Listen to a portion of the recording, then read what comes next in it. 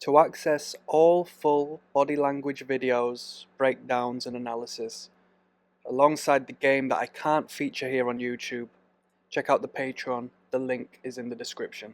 Thanks. Everyday Superpower, where we talk body language, relationships, game, everything in between. Coming at you with some more real talk. Dating game, yes! Whether it be dating game, whether it be full-time relationship game, whether it be marriage game, it's all the same, yeah?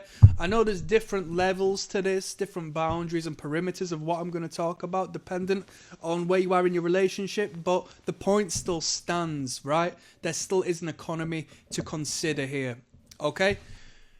She doesn't want you, and listen to me, yeah? She doesn't want you to have the time to text her back.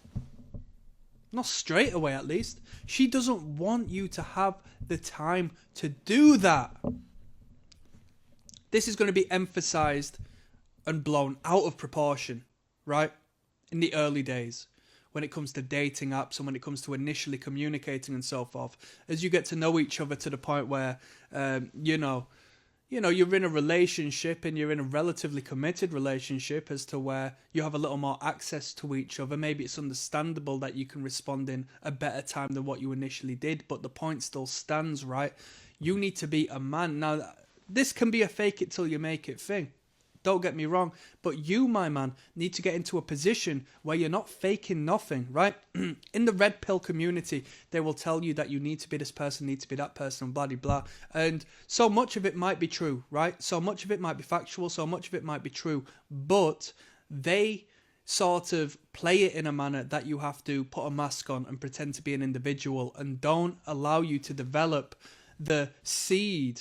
Don't allow you to plant the seed to grow into you being the man where these elements of your nature and communication and so forth are actually just natural, just a byproduct of who you are. So we're not saying, oh, don't text back for another 20 minutes, blah, blah, blah, blah. Yeah, it's probably better to not text back, within the first second, given you were initially dating, given that's, the way things are playing out. But you want to be in a position where you can't text back regardless because you're on your grind, you're on your hustle, you're making something of yourself. You are creating a bolder future for your children that you will be having, if not already have. Yes, that's the man she wants. Real talk. Real talk. Real talk. Real talk. Oh, sorry, babe, I can't speak on the phone right now. I'm just busy. Do you need to explain yourself? You tell her what it is, because the moment you're actively present 24 hours a day, trust me, there is going to be a moment where she thinks, what is he doing? He does nothing. He's not doing anything. He's not building anything. He's not creating anything. He's not working. And even if he is, he's putting that all to one side for me.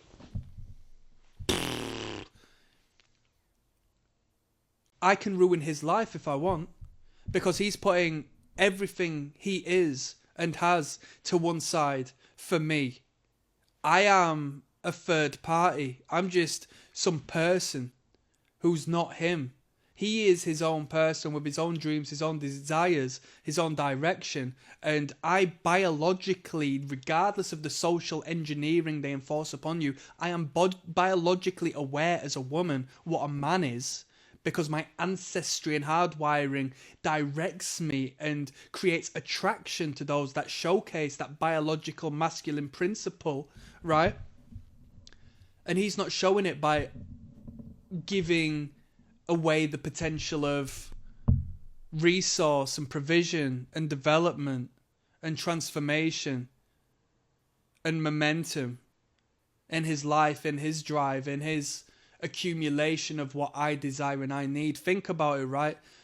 If you're, what would she prefer you have, right? A bright future of resource and a better life for her and your children when you get together and you have them, and you can take them everywhere and you can provide the food and you can provide the shelter and the biological needs? Or is she going to prefer the fact that you're putting that to one side to engage with her over the phone and speak to her about bullshit like she can do with her girlfriend, right? When I've been younger, I've been spending enough time on the phone because I've had that much time. You know what I mean? With my younger girlfriends, and when I say younger, these are grown women. You know, when I've been younger and my partner's been 19 years old and I've been flipping 22, 23 with F all going on. I mean, dreams and desires and enough time to do what I need to do, but I haven't developed the momentum in the space that I need to be constantly on all go 24 hours a day, right? I can sit there on the phone chatting shit.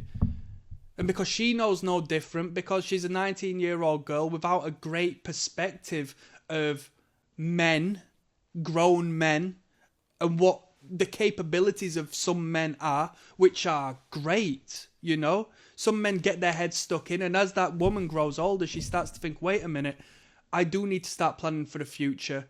I can't just giggle and hee and ha on the phone with a man all day, because he needs to be ensuring that I have safety and security. Wait a minute, this man isn't providing that because he's wasting his time. So I need to go find the next man, right? Maybe I can continue using this guy for jokes and laughs, but I need to start sourcing for my backbench for when I eventually leave this guy, because he's got no future. And if he's got no future, I've got no future with him, right? Because I expect him to play the masculine role. And if he does not play the masculine role, then I'm in the masculine role. And that does not work. Yes, that does not work. I'm giving you game here.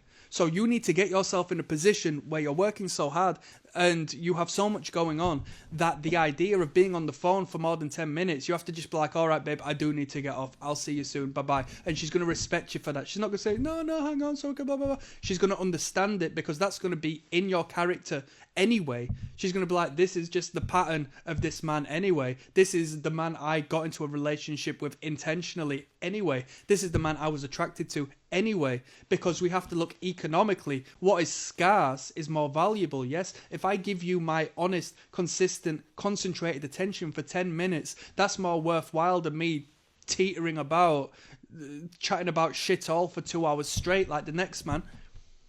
And I'm ensuring you know and you are aware that in the eyes of me, I'm not pedestalizing you.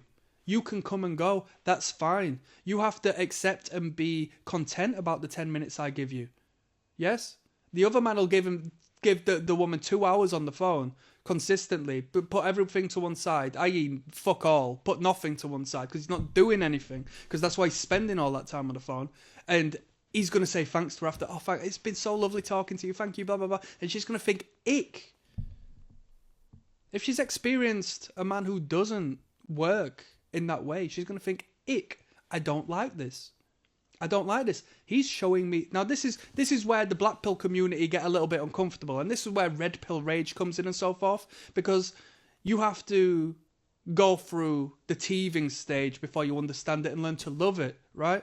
We don't feel resentful. We're not hateful about the nature of man and woman, because we learn to understand it and learn to love it, and we learn to act accordingly. And in doing so, it makes us become better men, because we can now drive towards our desires and ambitions and be selfish and know, wow, I'm becoming a better person. I'm getting what I've always wanted and what I've always desired for myself in an egocentric, selfish manner. I'm feeding my own self. And my woman is more supportive than ever, more loving than ever, more submissive than ever, more feminine than ever. This is amazing, right? It's incredible. So the black pill community get a little bit upset because it's like, oh, I don't even know what I was going to say, but we'll leave it at that, yeah? We'll leave it at that. She doesn't want you to be able to respond straight away, right? Like I said initially, there's a fake it till you make it thing. If that's what you want to do, if you want to play hard to get, but at the end of the day, you don't want to play hard to get, you want to be hard to get. Yes? Those men who have got options, those men who are successful, those men who have got any value to offer have a position on the ladder in the dating market, in the sexual marketplace, yes? They've got choices, they've got options, yes? If you don't like what I'm doing, you can take it or leave it.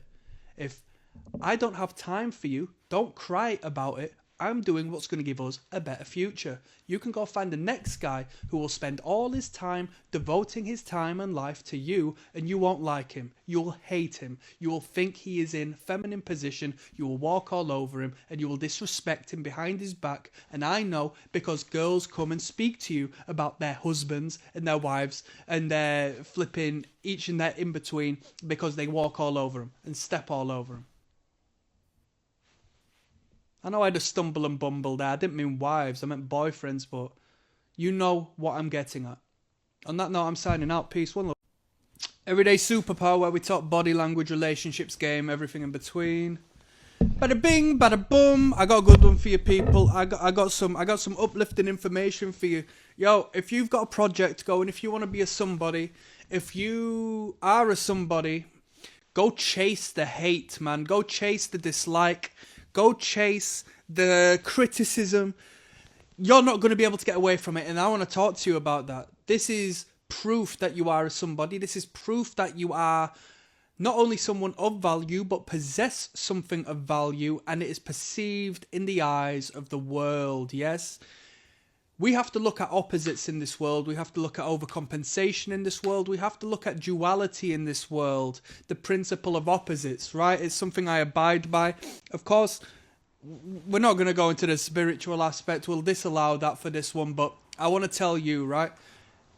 If you are good at anything, if you have anything good, if you are a somebody, if you are portrayed as a somebody, if you walk like a somebody, if you laugh like a somebody, smile like a somebody, speak to a woman, speak to a man, get a promotion, have a good project, a good artistic endeavour, so forth, if it really is good, if it really is worthy of your acclaim,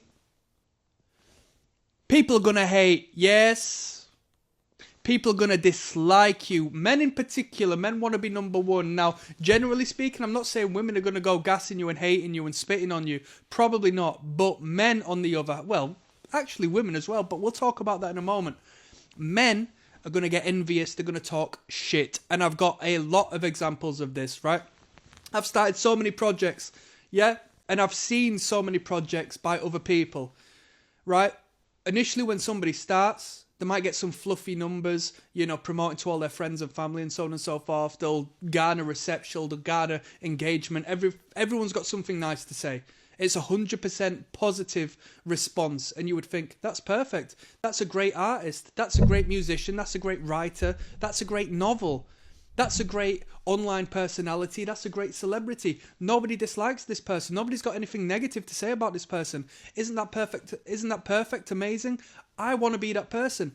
Bruh, it's false. That's not the case. That does not happen. It does not happen. It does not happen. It's nonsense. The moment that person actually becomes somebody of value and removes the fluff of the initial noise that is made by the support through their close people, and they start reaching out into markets of people who weren't aware of them beforehand, some men are going to look at them.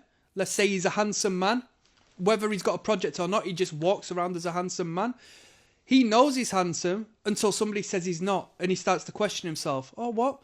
He's just made fun of my nose. He's just said I'm lanky. He's just said I'm overcompensating with my muscles. He said this, that, and the third, right? That's probably coming from a position of envy. Ask where that has come from. I know big lads, yeah? Big, strong fellas. They'll go on a night out. They're the ones who get picked on the most. You would think surely it would be a defense mechanism to be big and strong, and people aren't going to pick on you. It's the vice versa, because it stirs envy and jealousy in weak, frail men. When you do something that they can't do, or you do something that they want to do, generally speaking, instead of being inspired, they will just see what they want to see in themselves but haven't had in themselves, and they will project that self-hate onto you. This is some serious psychological game here, I'm telling you. So when you start a YouTube channel, which I've done multiple times, yeah, and someone comments saying, oh, this is stupid, or oh, you look stupid, or this is dumb, you're dumb, or blah, blah, blah, blah, to whichever degree, It's very easy to take it to heart when you initially start receiving that. But then as you start to establish a pattern through building other projects, speaking to more and more people, marketing to more people, advertising through one means or another to more people, you're going to start to see a pattern that you are garnering a more varied response, the better and the more access to the market you start to have. What does a man do if he's intimidated of another man around his girlfriend? He will tell his girlfriend or his wife, oh, he's a dickhead, oh, he's a knobhead, oh, bloody, bloody, bloody, blah, thinking it's turning her off of him. But the vice versa happens. The woman unconsciously is aware of the pecking order, looks at the man who she's with and thinks, why are you so intimidated of him? Because she sees the truth. She lives within the social world. She lives within the world of gossip and drama and emphasizing the verbal value of things. Unlike the man, she sees straight through you. If someone hates on you, it's no problem. When you do anything of value, when you become someone of value through whichever realm, you are going to create a polarity of people who love and hate you. But the best thing is, they are both fans of yours. What is fan short for? It's short for fanatic. They are both fanatics, right? They keep up to date with you. They have you in their mind. If you are somebody who, gets a few positive comments from supporters who don't really care that much but want to support you, right? So they leave a few comments, but they're not actually that interested or engaged in who you are as a person or what you're creating or so on and so forth, right? You're not going to be within the imagination. You're not going to be emotionally creating connection with these people. But the moment you start creating emotional connection, you don't know what emotion you're going to bring out of that other individual. If you create a piece of art and it infuriates people, hey, you've created a degree of emotional reaction in someone as to where they're now giving you attention and they feel so strongly towards you. They're so attracted to you in their own way that they can't help but give you a expression, a connection. If they were repulsed by you, they would distance themselves. But they're actually attracted to you because they're coming to you, right? When you're little kids and you can't make sense of it, but a girl will pick on you or you will pick on a girl, right? And your parents will say, oh, they're flirting, they're attracted to you, blah, blah, blah. And you think, what are you on about? As a girl, you would think, why is that boy pulling my pigtails? A sign of attraction. It hurts and I feel bullied. And that boy will be like, oh, why is her laughing at my haircut and so on and so forth? A sign of attraction and flirtation because it hurts my feelings. But the thing is, you are not a nobody to them. You are in their sights. They are concentrated on you. Don't get me wrong. It's a matter of how you react to that as you grow older. The fact that you are not hurt by these comments and you can maybe give a little bit of shit back and say, yeah, but you, blah, blah, blah, blah. And you can start to engage in this, undertone of sexual energy dance of words and communication.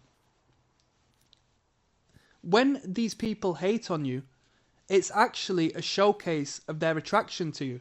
Yes? Kanye West, 6ix9ine, these are artists. Oasis, so on and so forth. Michael Jackson. He's got lovers and haters. They've all got lovers and haters because they're so great. They can't go without picking up haters. And the people who despise you, the people who hate you, are essentially saying I'm below you because you didn't acknowledge me. But I'm acknowledging you. I am creating the engagement. I'm coming over to you to engage. You're not coming over to me. I'm traveling to you. I always use this metaphor. It's like going to a job interview. You go to the job interview to show you care. The job interview doesn't come to you, right? You need them more than they need you. That's the process. They're coming over to you to say, hello, notice me, acknowledge me. I'm so insecure. Your prowess intimidates me. Real talk. Am I not giving you game right here? This is uplifting game. So you, if you're starting a project, at some point you're going to receive some friction, some pushback, some passive aggressive behavior from those around you. Don't be surprised. Just think, at least we're here now. We've broken through that wall and now we're creating real movements that are putting the spirit of fear and envy in those around me. What more needs to be said? What more needs to be said? You have a think of some experiences you've had. Maybe you are that person. Maybe there's a particular band who you just hate on for what seems to be no reason, but have a look why you're hating on that. They definitely appeal to a mass amount of people. Are you envious of that? Do you want to be in that position? Do you wish you were that person? Do you wish you were in that group? No, of course not, blah, blah, blah. Well, why are you showing such an emotional connection to their success? Think about these things. I'm signing out on that. Peace, one love, goodbye. Everyday superpower, where we talk body language, relationships, game, everything in between. I got a good one for you people. I'm speaking to you odd people today. I am odd. Of course I am. Have you seen me? Bruh.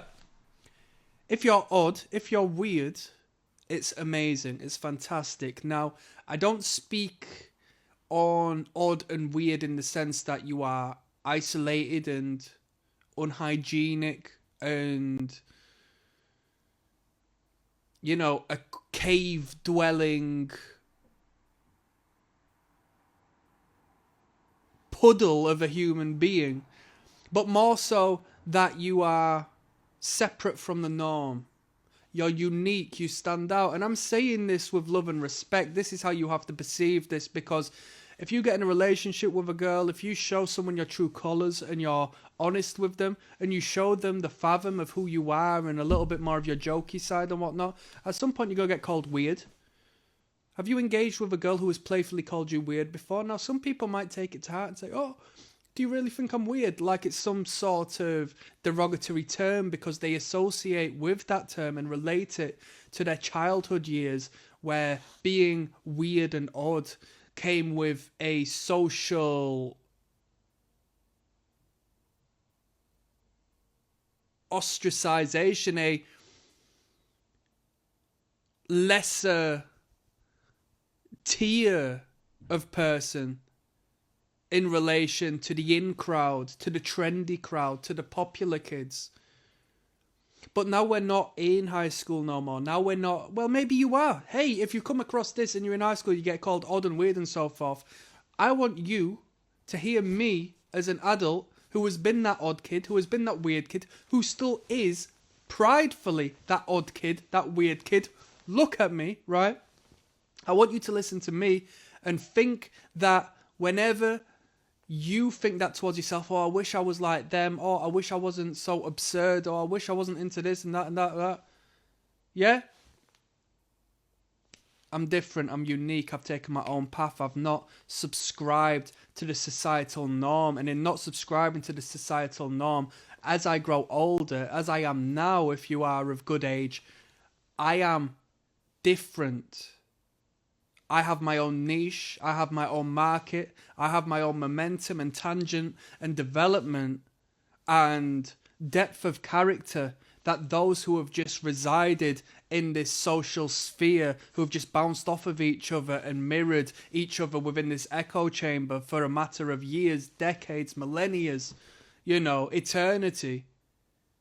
You have developed substance and a fathom of character that is ever so attractive. You speak to a girl, you know what I mean, when you first start dating and you showcase your true colours and you're honest and so forth, there's going to be a point where she says, oh, you're so weird. And it's not for you to be offended by that and say, wait, what? Trust me, it's maybe a shit test first and foremost, right? Pay attention to that. How's he going to react if I call him weird? But it's a term of endearment disguised as an insult. Because to be weird is to be abnormal. And to be abnormal means to stand out. And to stand out means you're unique. And to be unique means you're valuable because you're 1 in a million as opposed to 100,000 in a million within your own particular tribe that look the same, dress the same, talk the same. Within this farmyard of cattle, you are not that. Are you the black sheep? Yes. Does that come with problems? Yes. Are you a lone wolf? Yes. Does that come with problems? Yes, of course, most definitely. Isolation is something you're ever so close to but must stray from. I am an introverted individual. Perhaps the introvert and this weird persona I'm speaking of go hand in hand. Because you internalize and you live within your inner world. You're not relying on the external cooperation of others to prove to you that you exist.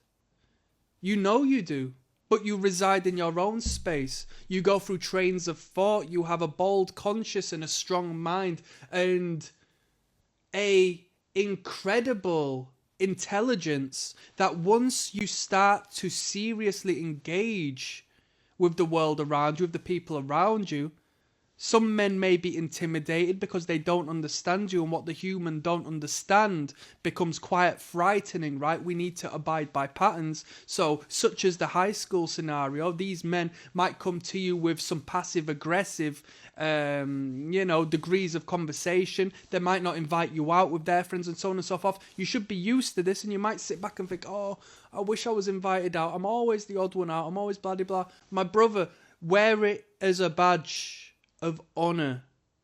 Yes, it's in your benefit. I'm flipping the script here. I believe in this. The way the world wants you to be, the way the world tells you to be, the way the world goes and directs themselves and establishes movement, it's all BS. It's all BS. It's all BS. It's all BS. Those who tell us where to move, tell us to move in a particular direction with reason and purpose, because it's of benefit for them to do so. If you were the boss of a company, you would want to disguise and misguise the rightful way of doing so, the rightful way of doing things, because they, as your subordinates, will surpass you and you won't be the boss no more. So the fact that you stray away from the crowd and you don't participate within the crowd activities and you think it's weird and you don't acknowledge their way of living and you're weird and you're odd, that's in your benefit. That creates success. That creates independence. And as I always say, independence is a masculine principle. Yes? If you're odd and you're weird and you like to spend time by yourself and do this, that, and the third, I'm not saying, yeah, you're great because you sit and play video games all day. No. This is the type of weird who is intelligent and applies themselves in a productive and creative manner that others don't understand, that others are blown away by. That others come to you and tell you you're talented or you're intelligent. Truth of the matter is, it's not talent, it's hard work. Truth of the matter, it's not intelligence. It's a love for understanding these particular pockets of information, because we feed what makes us feel alive. We don't need to look to the outside world in order for them to reflect our self-worth. We already have it within us. And when we harness that, utilize that, understand that, do not self-loathe because we're different from the rest, but in fact, use that to enlight a fire within us that drives us. Suddenly the in crowd, suddenly the popular, suddenly the cattle start to look at us like we're some supernatural being, because we've achieved and done so much, and they thought, how's he done that? That's amazing. Look at him. What a bold character. What a enticing character. What a magnetic character. Some people will hate you because you will be controversial. There will be a polarity with any degree of success, and that is the showcase. And I'll do another video on this. When people hate and speak out against you and find a reason to poke at you, that is a showcase of your success. Because those who are loved by everyone, there's no such thing. If you're an artist and everybody loves your work and you get no criticism, that's BS. But the moment you start putting out there a product that creates envy and jealousy because it is good, then you know you're on the right track. Yes? So you go from being a nobody to being the complete somebody, because you've gone from no one by not participating in the crowd to being a someone and not participating in the crowd, and now the crowd is looking up to you as opposed to down to you. The woman wants that. The woman doesn't want that. The woman doesn't want that, really. She can settle with that, but the woman wants that because that is the successful. You have to put plans into motion, you need to take action, and you need to create something of yourself, yes, which is incredibly hard. But on your journey and through your self-understanding and through your personal trials and tests and tribulations and putting yourself in the fire, you become something above and beyond. And the thing is, the troubles and the trials and the pressure and the depression and the self-doubt and all this, that and the third that might come your way as you develop yourself as a man is going to be nothing abnormal, because you've been weird, you've been odd, you've been looked at as different. And at once, initially, in your younger stage, in your younger self, when you felt odd about that, when you felt uncomfortable about that, now you acknowledge that as a superpower of yours. An everyday superpower of yours. I am proud of my difference. Yes? Not in an egocentric manner that I'm better than you because I'm not a participant of you. There's pros and cons. Wouldn't it be incredible to be normal? But if you're not normal, you're not normal. And you don't want a girl to say, you're so normal. Oh, I'm in love with you. You're so normal. No, she's going to say, I love you because you're different. And you're different because you show to me characteristics and traits and intelligence and knowledge that I've not experienced elsewhere.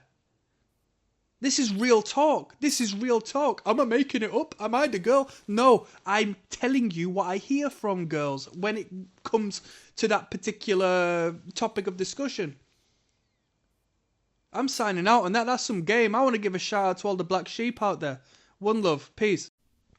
Everyday Superpower, where we talk body language, relationships, game, and everything in between. Definitely talking attraction today. Talking about the two fundamental concepts that you need to take into consideration that will underpin everything, more or less, that either attracts her or repulses her. Okay, when you start to perceive things as such, you'll start to, really find simplicity in the complex world of man and woman coming together and getting it on, We're going to talk about self-preservation. Take a note, self-preservation and procreation. Self-preservation essentially has a strong connection to resource, but we're not talking about purely material possessions. This also comes down to the decisions you make in a day, the way you react to her and the world around you, and so on and so forth. Yeah? And then law number 2, what we're going to talk about, principle number 2, is procreation. So, in the world of attraction, attracting the woman, you really needn't look any further than these two particular principles that underline general animalistic biological makeup as a whole. That animal needs to survive, right? That's self-preservation, survival. And that animal needs to procreate through whichever means to ensure that it doesn't go extinct, right? When there's a spider in the house and you're scared to kill that spider in front of your partner, if you show fear in front of that spider, to you, you might think that's a minor. I hate spiders. Like, I'm okay to showcase that. But biologically speaking, she's gonna be repulsed by you because it showcases a weakness within your survival mechanism. I mean, us being frightened of insects and so forth can derive from our ancestry and the predatory conditions we once were within. It's not like I don't understand why somebody would be intimidated of what seems, illogical. Like, why should we be scared of such a tiny creature that is harmless? I mean, at least here in England, I'm not speaking for the Australians and those in the Amazon and whatnot, but you know where I'm coming from. So she looks at you and says, right, that's a point off of law number one. Self-preservation, survival. If he's scared of that, how scared is he going to be when there's a real threat that is potentially life-threatening? Yeah? I know a guy who got hit by a car, and he thought it'd be like quite attractive and a fun story to tell the woman. Whereas the woman reacted in repulsion to it. She says, that's an ick. Do you know why it's an ick? Because it's a showcase of lack of awareness. It's another deduction off the point scoring system that is utilized to showcase you're going to continue existing to provide the resource needed for her and her children. If you're just going and getting hit by cars, your survival protocol needs work. It needs fine-tuning, to say the least. So whereas he thought it was attractive because it's a bit dangerous and thrilling, she thought, shit, like, if I was pregnant with your child down the line... She didn't think that, right? But this is the reality of such. Because if you look at it on a completely foundational level, which is the truth, it all makes sense. Why would she be attracted to that which is backwards as far as survival protocol is concerned? That which is dead can't provide for me. Okay?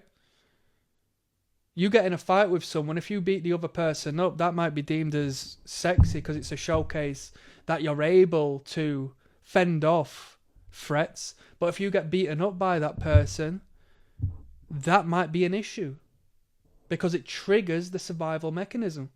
When we look at the procreation, on the other hand, we can now break the man into two.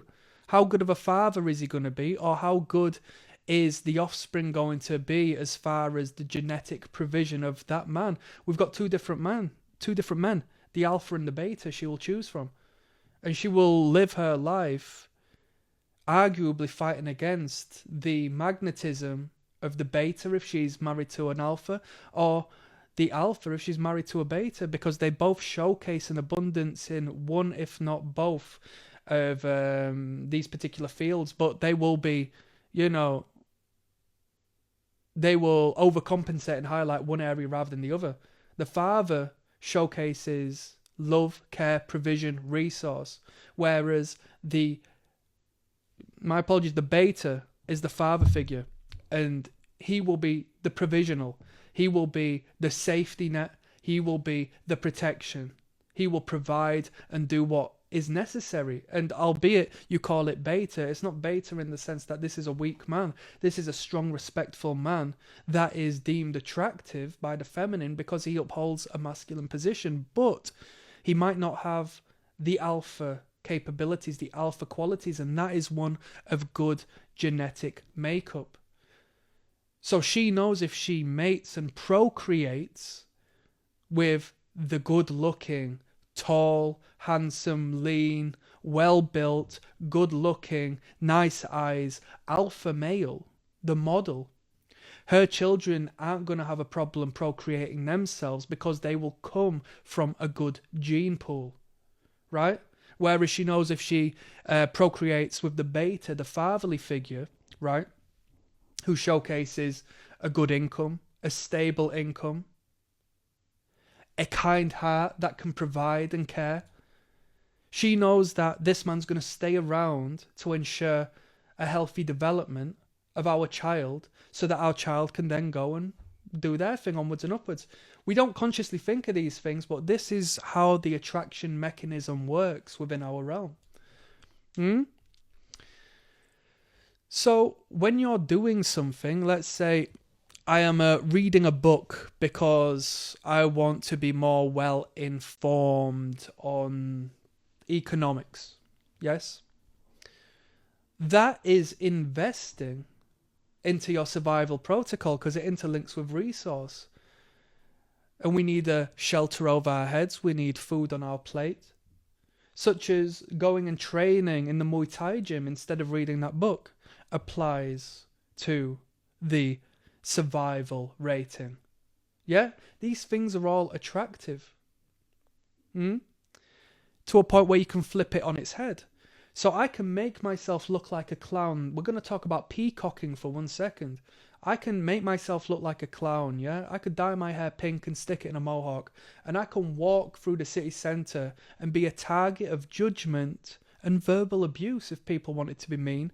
And the way I would brush it off of my shoulders and showcase that it doesn't harm me would actually utilise the survival mechanism and the showcase that I'm willing to put myself in the way of a threat, to put myself in the way of judgment, and to put myself in the way of social ostracization. You tell me what the word I'm looking at. Blah, blah, blah, blah, blah, blah. And she sees me and says, even though he's facing so much friction and he should be crumbling under this, he should be a mockery, but he just doesn't care. That shows this man has got a good survival capability. Because he's not afraid, he's not fearful. So it's a means of bypassing that first law judgment protocol in the face of that woman. This is deep game. This is deep game. Pay attention. Survival and replication. Self-preservation and procreation. Right? Yin and yang. 2 laws. You need to ensure that the first law is well looked after. And then it will emphasize the second. Yeah? You can't just be the world's most handsome man living on the streets. Yeah, she might accept your beauty, but in the realm of dynamics, if she, has a relatively high value, she looks good, she's well presented, she comes from stability, she knows that her pick of the men are going to be leagues ahead as far as survival protocol is concerned, as far as resource is concerned. So you're not going to be able to, overcompensate that purely down to the fact that you're skinny and have nice cheekbones. Yeah. The more the better. You can hoard points and ensure that your actions and what you're investing your time in, if you want to be attractive to the opposite sex, relate to one, if not both. And the thing is, right, if you are healthy, let's talk about procreation. If you're healthy, i.e. you're going to be able to survive for the upbringing of that child, which is what she looks for. She doesn't look for bad health, someone who's going to die in the middle of the child-bearing process, and she's going to be left alone. She's not looking for that in you. So she sees you're healthy. She sees you look good because you are healthy and you've got lean body mass, and because you've got lean body mass, it emphasizes and showcases your identity and your individuality, because you don't have this putty on your face. You don't have this angle and line nullifying softness, this pudginess on your face and across your body. You have identity. You're unique, you're healthy, you are independent. That's going to be valuable to you because you're going to live longer, live a healthy life, not suffer, and have a crossover effect through the lessons learned through keeping yourself healthy and going to the gym and training and doing, all of these things that accommodate good health, that relate and apply across the board to, your work ethic and to, your general lifestyle. Whereas when it comes to you garnering resources and making more money and educating yourself so you can do better in life, so that you can live in a better house, so you can buy your house, so that you can, be a better person before and beyond it being more attractive to the woman, which is a byproduct of that. It's going to make your life better. It's going to enhance your life, enhance your quality of life. So you do it for yourself prior to anybody else. She just happens to come along alongside the next woman and the next woman once you utilize your time wisely, investing into these two main principles of what make you attractive and successful as a man. That's some good game. Click like and subscribe. Peace. Everyday superpower. We talk body language, relationships, game, everything in between. I'm going to talk to you about a gnarly stratagem for living your life and experiencing the dating cycle. Or being in a relationship with someone full stop. This does not, change what I'm going to tell you, whether it be your first date or whether it be, 10, 20 years of marriage.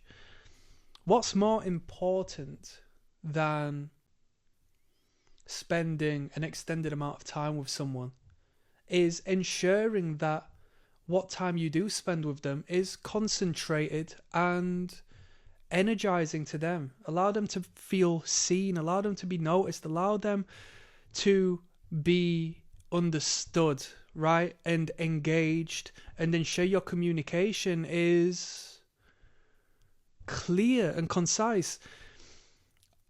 I'm making this video to tell you, as a man of purpose, as a man who is pursuing that which fulfills his soul, that which makes him him, ignore the entertainment, ignore the vices, ignore that which you want to do as far as that which takes you off of your purpose. Save that to share with the lady you're seeing. There's so many different reasons why. You bring her into your world, right? It's something new to her. It's enticing to her. When she comes and joins you on your journey, on your path, you are placed in the optimal position. You are placed in the masculine position. You are the leader. She loves that. She wants you to take her hand and whisk her away, yes? So because you've been working for yourself, building your dreams, non-stop hard work, depleting yourself of energy, bordering burning out prior to seeing her, so you can now relax and enjoy the fruit of your labor by celebrating the effort you've invested into your own self-development. And now you can go on holiday. Now you can watch the television you've not been watching. You can watch the film you wanted to see, or that she wants to see, that you wouldn't have done in your own time.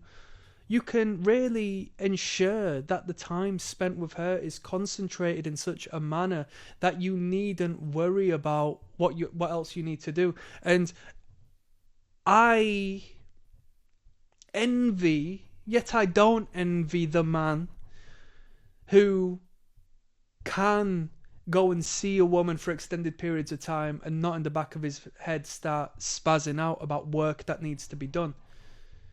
I got one life, and I've got a dream, and I've got aspiration, and I've got a purpose, and I've got drive, and I've got ambition, and I've got desire. And that's incredibly attractive to women, because that ensures that you're getting to the resource. Yes, biologically, that woman's going to feel a pull towards those behaviors in a man, as opposed to a repulsion to the contrary. So you rid yourself of the need to do so by getting it out of the way, and on the verge of burning out, where you would need to stop for the sake of your own mental health, you say, right, now I can enjoy a bit of entertainment. I've been enjoy myself to some degree through the dopamine of my own success. But now I can enjoy some cheap dopamine with a lady who appreciates that. Because that woman isn't going to be on my purpose. You show me any woman who works like me, I won't believe you. I won't believe you. She doesn't have the biological drive to do so, regardless of what the people tell you. I don't believe it. So I can spend some time in celebration with an elevated frequency of that which comes from a space of success. And I can spend a day, 2 days, 3 days, it doesn't matter. We could go away for a week. I've been working hard all month. I'm looking forward to this so much. And the fact is, I'm looking forward to it so much. And I can express that positive, elevated frequency with you. Isn't that amazing? Aren't we definitely going to have a good time?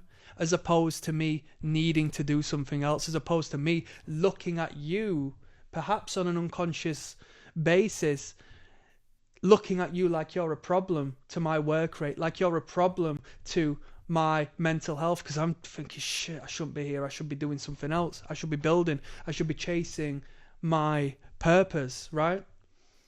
When you get it all out of the way and allow yourself to breathe, but you don't do it by yourself, you spend time by yourself, investing in yourself in a way that is productive and developmental.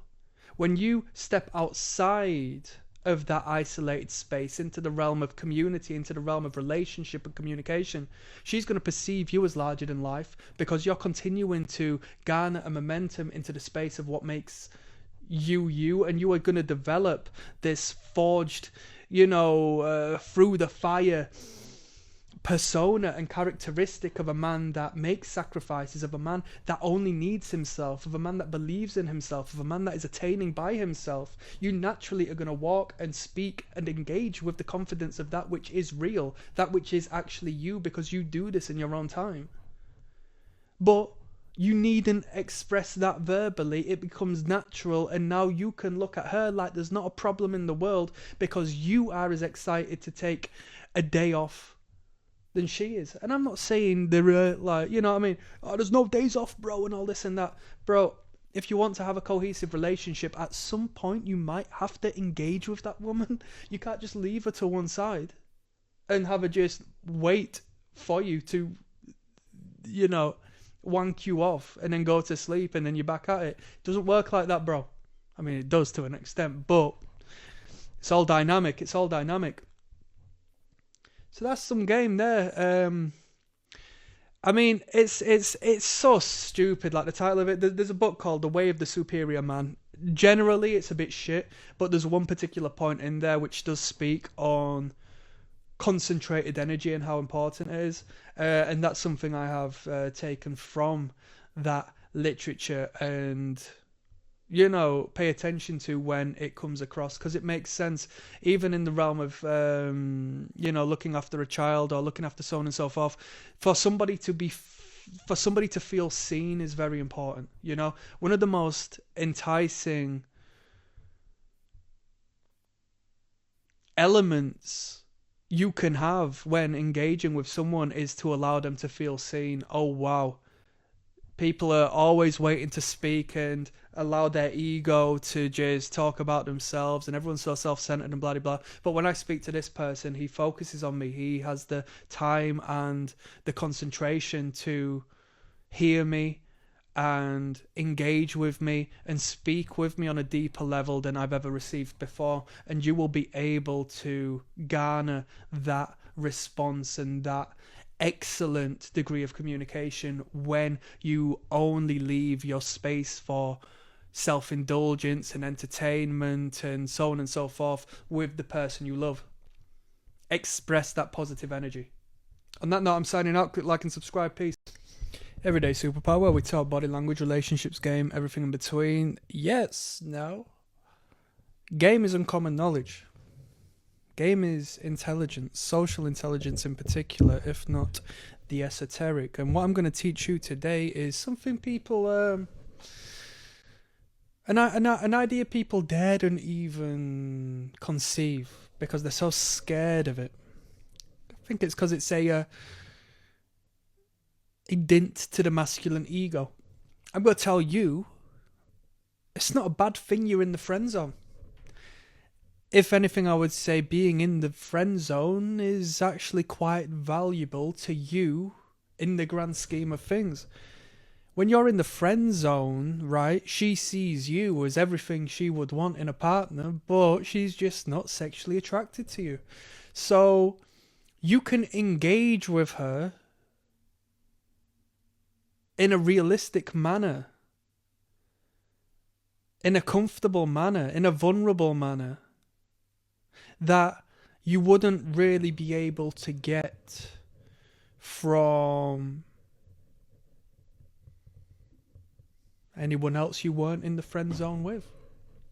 If she perceives you as a friend and enjoys your time and company, and don't get me wrong, you're in the friend zone because at one point you wanted to get in her pants, right? But at some point you're going to have to allow yourself to accept defeat and say, it didn't work out, that's fine, yeah? You can now utilize her as far as the triangulation is concerned, as far as showing other women you're of no threat, because that's like the biggest vet that women in your life need to do to ensure that you're not potentially threatening. They need to do some degree of background check with you, all the shit tests they do to work out who you are and so on and so forth. If you're like openly good friends with a woman, especially who is of some social caliber, so she's a half decent, good looking girl, then you have bypassed so much of their vetting mechanism purely by being friends with that person.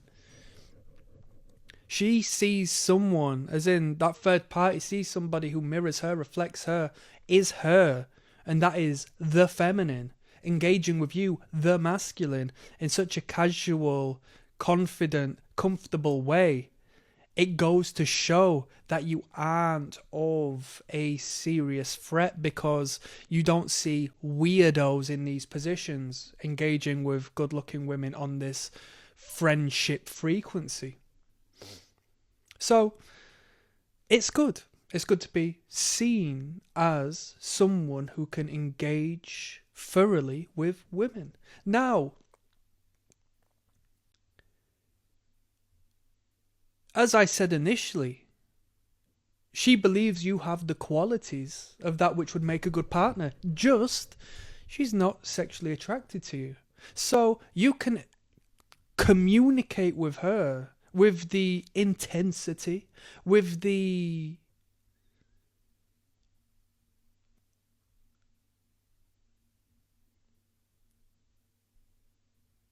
depth, with the fascination that only those in committed relationships can do. And she is incredibly vital to you because you can now learn the woman. You can now learn the perspective of the woman. You can now learn how she perceives things, who she's interested in, why is she interested in them. And you must take it with a pinch of salt, you know, you must still decipher the message that's been sent, but you're going to get a transparency within your communication that you wouldn't have got from a woman who wasn't in that position, who was a little more defensive, who was a little more, you know, still had a few more tests to run you through. Not only that, but if you're engaging with another woman who actually was sexually interested in you, she's going to act and sort of create a smoke screen as to where that woman who was safely put you in the friend zone isn't gonna. She's going to be open with you and understand where you both stand.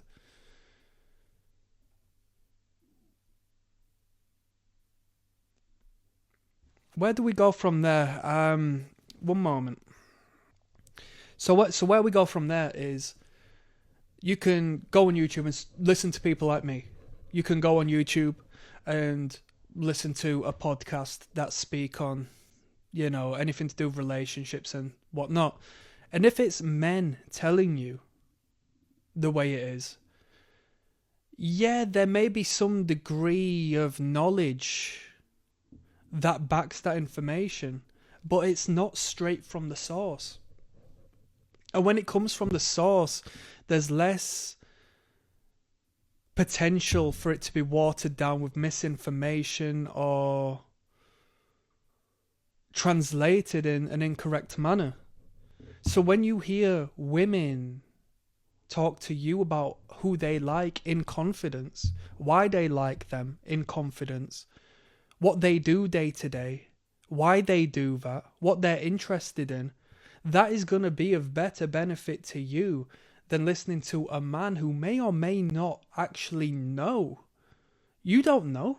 You don't know whether this guy's just running game on you to sell a course. It becomes a better fountain of knowledge for you to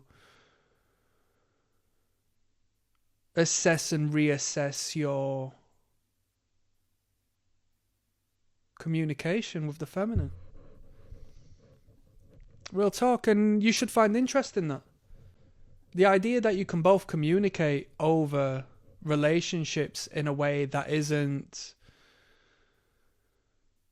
shrouded with sexual tension creates a great space for the man and the woman to learn.